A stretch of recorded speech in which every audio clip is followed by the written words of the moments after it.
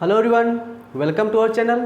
तो जैसा कि सब जानते हैं कि हम यहाँ पर बीएड सेकेंड सेमेस्टर का जो हमारा थर्ड पेपर है जिसका कि नाम है शिक्षा में क्रियात्मक अनुसंधान यानी एक्शन रिसर्च इन एजुकेशन, इसके बारे में डिस्कस करते हैं। और ये हमारा यूनिट थर्ड चल रहा है। यूनिट थर्ड का बहुत सारे टॉपिक हो चुके हैं, अगर आपने नहीं देखा है तो जाकर प्लेलिस्ट में देख सकते हैं। ठीक है, तो चलिए देखते हैं कि क्या है आज पढ़ने के लिए हमें। आज हम पढ़ेंगे समस्या और परिकल्पना में अंतर, यानी कि difference between problem and hypothesis. Unit third का जो मेन टॉपिक है वो है क्रियात्मक अनुसंधान की प्रक्रिया। एक प्रोसीजर ऑफ एक्शन रिसर्च हमारा चल रहा है कि एक्शन रिसर्च करने के लिए क्या क्या प्रोसीजर से गुजरना पड़ता है, इसके बारे में डिस्कस करते हुए आ रहे हैं। और अब हम देखेंगे, पिछली वीडियो में मैंने बात किए थे हाइपोथेसिस के बारे में यानी परिकल्पना के बारे में बात किया था, और अब हम देखेंगे उससे पहले प्रॉब्लम के बारे में बात किया था। प्रॉब्लम को बहुत अच्छी तरीके से समझा था कि एक अच्छी प्रॉब्लम की निशानी क्या है, विशेषता क्या है और महत्व क्या है, नहीं एवरीथिंग। ठीक, तो अब हम देखेंगे कि प्रॉब्लम और हाइपोथेसिस में अंतर क्या है। देखिए, एक रिसर्च करने के लिए समस्या और हाइपोथेसिस, प्रॉब्लम और हाइपोथेसिस दोनों ज़रूरी है। ठीक, और किसी भी रिसर्च को करने के लिए सबसे पहले प्रॉब्लम की ज़रूरत होती है। तो इन दोनों में हमेशा क्या थोड़ा सा कन्फ्यूजन की स्थिति बनी रहती है। तो इसी को आज हम दूर करेंगे, देखेंगे कि क्या है समस्या यानी प्रॉब्लम और हाइपोथेसिस यानी परिकल्पना क्या है। देखिए, यहाँ पर दिया है कि समस्या का क्षेत्र परिकल्पना के क्षेत्र की अपेक्षा अधिक विस्तृत होता है। क्या मतलब है कि जो प्रॉब्लम होती है वह परिकल्पना के क्षेत्र की अपेक्षा बहुत अधिक होता है, क्योंकि समस्याएं बहुत सारी हैं। बहुत सारी समस्या है, विद्यालयी जीवन में है, आपके निजी जीवन में है, हर जगह आप देख सकते हैं समस्याएं बनी हुई है। ठीक, तो इसका मतलब ये है। और हाइपोथेसिस का तो जब प्रॉब्लम रहेगा तभी हाइपोथेसिस होगा। तो यानी प्रॉब्लम जो है वो अधिक है, उसका जो क्षेत्र है वो बहुत ब्रॉड है। बच्चों का अधिगम में मन क्यों नहीं लग रहा है, ये एक समस्या है। दूसरा समस्या क्या हो सकता है, कैंसर क्या है, फिर कैंसर क्यों हो रहा है, जनसंख्या क्यों बढ़ रही है, पोल्यूशन क्यों बढ़ रहा है, ठीक है, इतनी गर्मी क्यों हो रही है, ये सब हो सकता है। अर्थव्यवस्था क्यों नीचे जा रही है इतनी जल्द, मतलब ये सब जो क्या है समस्या है, ये सब प्रॉब्लम है। ठीक, तो बहुत सारे प्रॉब्लम हैं और वहीं पर परिकल्पना का क्षेत्र वो सीमित है। भाई कुछ क्षेत्र पर ही परिकल्पना की जाती है। ठीक है, ये समस्या रहेगा तभी होगा। यानी ये परिकल्पना या हाइपोथेसिस है वो प्रॉब्लम पर बेस्ड है। अगला देखते हैं, ये हमारा पहला होगा। दूसरा क्या है कि समस्या अमूर्त होती है और परिकल्पना क्या होती है, वो मूर्त होती है। इसको समझते क्या है कि समस्या क्या होती है, वो अमूर्त होती है। वही जस्ट मैंने बताया कि जनसंख्या क्या कारण है, जनसंख्या क्या कारण दे सकते हैं आप, ये या फिर कैंसर क्यों हो रहा है। कैंसर कोई आदमी तो है नहीं कि जो हो रहा है, ऐसा तो है नहीं। ठीक है, तो ये क्या है, अमूर्त है। परिकल्पना क्या है, एक मूर्त है। परिकल्पना तो मैंने बताया था, हाइपोथेसिस क्या होता है, एक फ्रेमवर्क बनाते हैं। ठीक है, एक निश्चित संभावित उत्तर जो होता है, तो क्या होता है कि अधिकतर क्या है, क्योंकि हमें इसको लागू करना है, इम्प्लाई करना है, तो इसके लिए ये क्या है, ये मूर्त होता है। ठीक, तो इन दोनों में अंतर यह है कि जो प्रॉब्लम होती है वो अमूर्त होती है और परिकल्पना यानी हाइपोथेसिस क्या होती है, वो मूर्त होती है। ठीक, अब देखते हैं तीसरा हमारे क्या है कि समस्या अनुसंधान का प्रथम चरण है, जबकि परिकल्पना द्वितीय चरण है। कहने का मतलब किसी भी रिसर्च में रिसर्च करने के लिए आप गए, ठीक, सबसे पहला क्या स्टेप होता है, कोई भी अनुसंधान करने के लिए पहला स्टेप होता है आपको समस्या। आप समस्या नहीं रहेगा तो आप रिसर्च किस बात का ही करेंगे। ठीक, तो सबसे पहले प्रॉब्लम, उसके बाद प्रॉब्लम को सॉल्व करने के लिए हम क्या करते हैं, हाइपोथेसिस।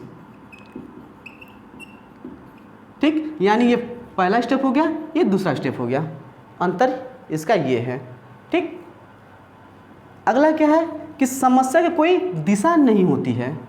इसका क्या मतलब है, भाई समस्या का कोई एक निश्चित दिशा तो होता नहीं है, समस्या कई दिशाओं से आ सकती है। लोग बोलते हैं कि बहुत समस्या है मेरी ज़िंदगी में, हर तरफ से समस्या आ रही है, तो देख रहे हैं हर तरफ मतलब उसकी कोई दिशा निश्चित नहीं है। लेकिन परिकल्पना की दिशा निश्चित है, परिकल्पना की दिशा निश्चित है। आप किसी निश्चित दिशा में ही परिकल्पना हाइपोथेसिस करेंगे, नहीं कि आपको प्रॉब्लम आ रही है या फिर विद्यालय में जो भी प्रॉब्लम है कि विद्यालय में बच्चे का पढ़ाई में मन क्यों नहीं लग रहा है, ये समस्या है, और आप उसका निकाल रहे हैं कुछ दूसरा ही कि हमारा वेतन क्यों नहीं आ रहा है इसलिए बच्चा नहीं पढ़ रहा है, ये कोई मतलब नहीं है। उसकी एक निश्चित दिशा होती है, आप हाइपोथेसिस उसी दिशा में करेंगे जिस दिशा से आ रही है आपकी प्रॉब्लम, समस्या आ रही है। ठीक, अगला है कि समस्या का एक प्रश्न है। समस्या क्या है? एक प्रश्न है। हर बार समस्या क्या होती है? प्रश्न। समस्या की जनसंख्या क्यों हो रही है, जनसंख्या क्यों बढ़ रही है, ये क्या है? लास्ट में क्वेश्चन मार्क लग रहा है। धूम्रपान लोग क्यों कर रहे हैं इतना, ये भी प्रश्न है। ठीक, और क्या हो सकता है? यही एक ये प्रश्न ले सकते हैं कि बच्चों का अधिगम में मन क्यों नहीं लग रहा है।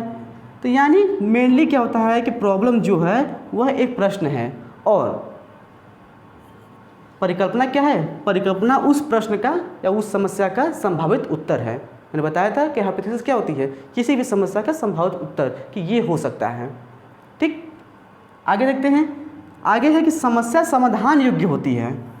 ठीक, समस्या समाधान योग्य होती है। समस्या कोई भी प्रॉब्लम खड़ी होती है, कोई भी प्रॉब्लम आती है आपकी ज़िंदगी में, ठीक है, आपकी लाइफ में, तो क्या होती है? ऐसी नहीं होती कोई समस्या का समाधान नहीं हो सकता। हाँ, थोड़ा सा देरी लगता है, थोड़ा सा टाइम लगता है, लेकिन उसका भी सलूशन हुआ। तो क्या है? समस्या समाधान योग्य होती है। और परिकल्पना क्या होती है? वो परीक्षण योग्य होती है। इसका क्या मतलब है? परीक्षण योग का मतलब ये है कि आप कोई भी हाइपोथेसिस बना रहे हैं तो उसके पहले सबसे पहले उसकी टेस्टिंग होती है कि क्या ये इस प्रॉब्लम पर काम करेगा। ठीक है, तो आप उसका टेस्टिंग करते हैं, यानी वो परीक्षण योग्य है। और ये क्या है? वो समाधान योग्य है। कोई भी समस्या समाधान योग्य होती है और परिकल्पना परीक्षण योग्य होती है। ठीक, अगला है कि समस्या परिकल्पना पर आधारित नहीं होती है। ये क्या दिया है? इसका क्या मतलब है कि समस्या परिकल्पना पर आधारित नहीं होती है, और यहाँ बोल रहा है कि परिकल्पना समस्या पर आधारित होती है। समस्या पूछ के नहीं आती है कि आपके पास उसके संभावित उत्तर है कि नहीं है। ठीक, क्या इस पर बेस्ड है समस्या? आपकी ज़िंदगी में समस्या, आपके जीवन में समस्या आती है तो क्या उसका आप संभावित उत्तर सोचकर पहले से रखे हुए हैं? नहीं, बिल्कुल नहीं, ऐसा तो बिल्कुल नहीं है।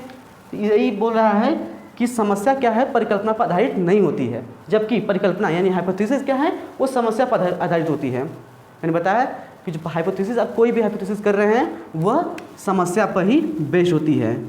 आप ऐसे ही किसी भी मामले पर, किसी अन्य समस्या प्रॉब्लम पर आप अपना हाइपोथेसिस नहीं दे सकते या फिर नहीं बना सकते। उस एक निश्चित इंडिविजुअल प्रॉब्लम पर ही अपनी हाइपोथेसिस पेश कर सकते हैं या बना सकते हैं। ठीक, ठीक है, देखते हैं हमारा लास्ट क्या है। लास्ट है कि समस्या अनिश्चित होती है। समस्या अनिश्चित होती है और परिकल्पनाएं वो क्या है? सीमित होती हैं। वही बताया कि समस्या, कितनी समस्या है हमारी ज़िंदगी में, बहुत सारी समस्या है। एज ए टीचर आपको भी बहुत सारी समस्या फेस करने पड़ेंगे। एज ए एस्पिरेंट अभी भी आपको बहुत सारी समस्या फेस करनी पड़ रही है। क्या कि ये पढ़ें कि वो पढ़ें, टाइम मैनेजमेंट नहीं अच्छे से हो रहा है, तो घर का काम है, बाहर का काम है, यानी बहुत सारी चीज़ें, बहुत सी समस्या, यानी ये अनिश्चित है। और परिकल्पना क्या है? सीमित है। हाइपोथेसिस सीमित कैसे है?